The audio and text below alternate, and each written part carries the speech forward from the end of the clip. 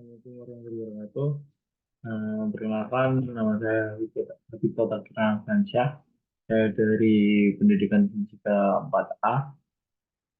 Di sini saya akan menjelaskan sedikit banyak terkait percobaan Michelson-Morley, yaitu dengan tujuan percobaan ini untuk menguji keberadaan ether. Di sini saya akan membagikan presentasi ataupun perkataan yang sudah saya buat. Oke, di sini di layar terlihat eh, percobaan Michelson-Morley. Oke,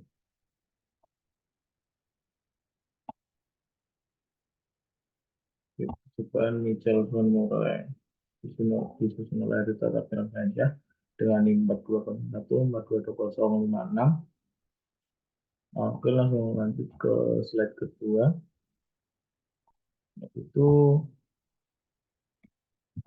penjelasan sedikit dari percobaan Michelson-Morley. Oke, percobaan Michelson-Morley adalah salah satu percobaan yang paling penting dan terkenal dalam sejarah fisika yang dilakukan pada tahun 1887 oleh Albert Michelson dan Edward Morley di tempat yang sekarang menjadi kampus dari Case Western Reserve University di Cleveland, Ohio, Amerika Serikat. Percobaan ini bertujuan untuk menguji hipotesis tentang keberadaan ether yang pada waktu itu dianggap sebagai medium yang membantu perambatan gelombang cahaya. Jadi, percobaan ini sendiri kurang lebih bertujuan untuk menguji keberadaan ether gitu yang saat itu dianggap oleh para ilmuwan ataupun semua sebagai medium yang membantu perambatan gelombang cahaya. Terus untuk simulasi gambarnya bisa dilihat pada gambar yang sudah saya lampirkan di sini. Yaitu di sini ada kaca, terus kaca lagi, terus teleskop, terus ini ada cahaya dipantulkan juga. Oke, terus, oke. Terus untuk lebih jelasnya, saya mulai baca presentasinya. Nah, gambarnya di sini. Dan ini untuk penjelasan yang sudah saya rangkum. Oke, lanjut ke pengertian. Sekarang latar belakang percobaan. Oke. Pada abad ke-19, latar belakang percobaan dari percobaan Michelson-Morley yaitu pada abad 19, banyak ilmuwan yang percaya bahwa gelombang cahaya membutuhkan suatu medium untuk merambat. Jadi gelombang cahaya itu membutuhkan suatu medium untuk merambat. Terus sama seperti gelombang suara, ya betul, sama seperti gelombang suara yang memerlukan medium untuk merambat, yaitu seperti udara atau air. Medium ini disebut ether dan ether ini dianggap sebagai suatu zat yang mengisi seluruh ruang kosmik, termasuk di antara benda-benda langit. Ether, ether juga dianggap sebagai suatu medium yang absolut dan tidak bergerak, sehingga semua gerakan relatif dapat diukur terhadap ether. Oke, terus dilanjut. Eh, ada konsekuensinya. Salah satu konsekuensi dari hipotesis ether ini adalah bahwa kecepatan cahaya yang cahaya harus harus bergantung pada arah dan kecepatan gerak pengamat terhadap ether. Jadi kecepatan cahaya ini harus bergantung pada arah dan kecepatan pengamat terhadap ether. Jadi arah dan kecepatan pengamat terhadap ether itu sangat berpengaruh. Kemudian kecepatan cahaya ini disebut angin ether ataupun ether wind.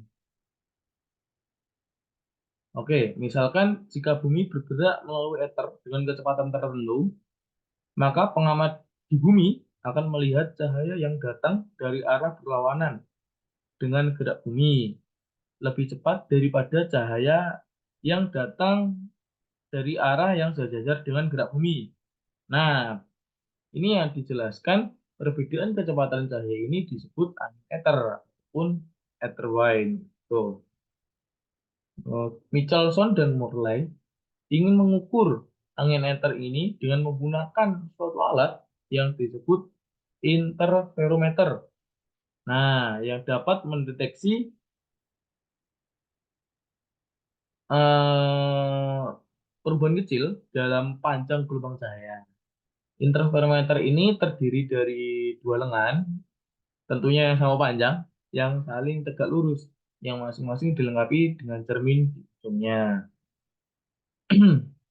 Terus cahaya dari suatu sumber dibagi menjadi dua sinar yang merambat ke arah berbeda, lalu dipantulkan oleh cermin dan digabungkan kembali. Jika kedua sinar cahaya memiliki panjang gelombang yang sama, maka mereka akan saling menguatkan atau melemahkan, tergantung pada fase gelombangnya. Namun, jika ada perbedaan panjang gelombang antara kedua sinar cahaya, maka akan terjadi suatu interferensi yang dapat diamati. Nah, ini berkesinambungan dengan gambar yang sebelumnya, yang ini tentunya.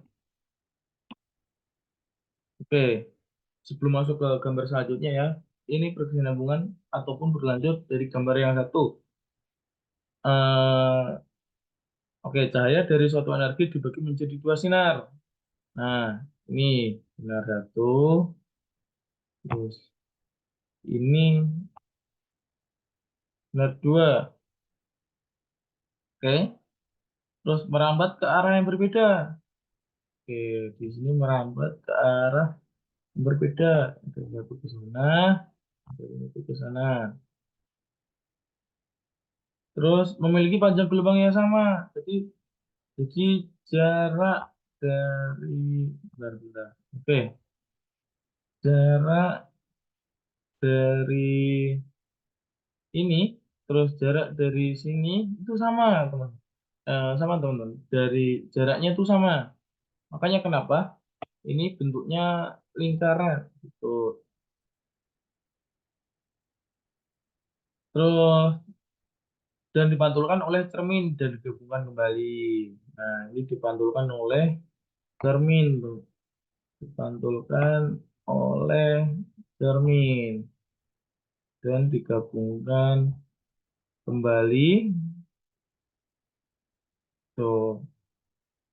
Terus jika kedua sinar cahaya memiliki panjang gelombang yang sama, maka mereka akan saling menguatkan atau melemahkan. Nah, di sini panjangnya sama, maka di sini bersifat saling menguatkan ataupun saling melemahkan. Tergantung pada fase gelombangnya sendiri terutama gitu. Terus, namun jika ada perbedaan panjang gelombang antara kedua sinar cahaya, nah jika ada perbedaan antara gelombang ini dan ini, oke, maka akan terjadi suatu pola interferensi. Nah, maka akan terjadi suatu pola interferensi. Bisa dilihat ke gambar ini. Nah, oke.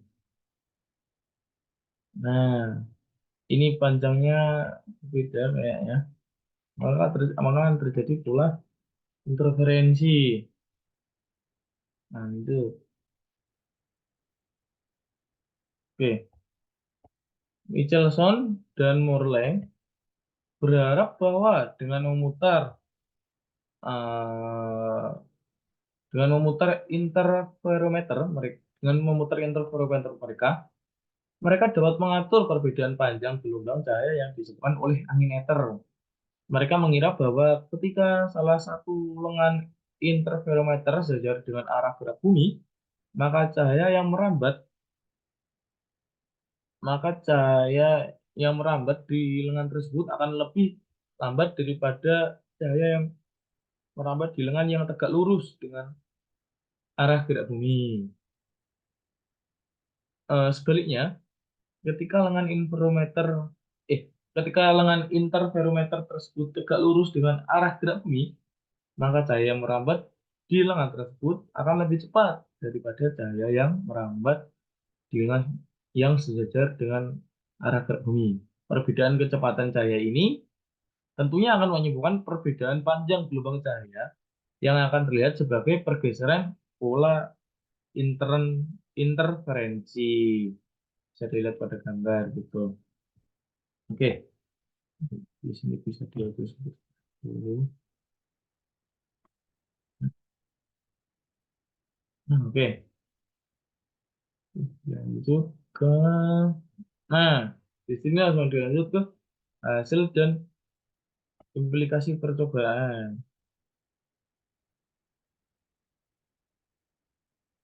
Oke,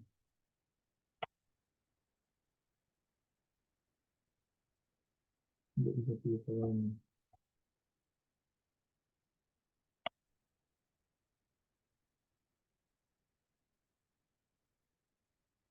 Oke, hasil hasil percobaan mereka menunjukkan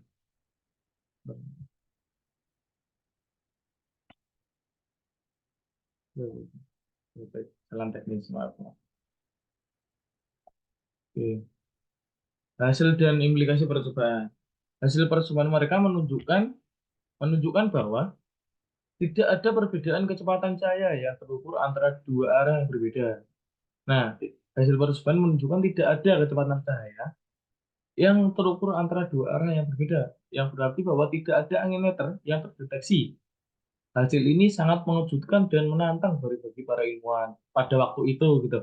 Terus karena mereka menggagalkan hipotesis ether yang telah diterima secara luas. Oh, berarti hasil percobaan ini menunjukkan bahwa atau menggagalkan hipotesis yang selama ini ether yang telah diterima secara luas. Jadi apa yang sudah tersebar gitu dari hasil percobaan Michelson-Morley ini disebut menggagalkan hipotesis yang sudah beredar luas gitu. Terus percobaan Michelson-Morley dianggap sebagai petunjuk pertama terkuat untuk menyangkal keberadaan ether sebagai medium gelombang cahaya. Nah, menarik nih. Terus percobaan ini juga telah disebut sebagai titik tolak untuk aspek teoritis revolusi ilmiah kedua. Oke, terus Albert Michelson juga dianugerahi hadiah Nobel Fisika tahun 1907, terutama untuk melaksanakan percobaan ini. Langsung dapat penghargaan gitu. Terus percobaan Michelson-Morley membuka jalan bagi perkembangan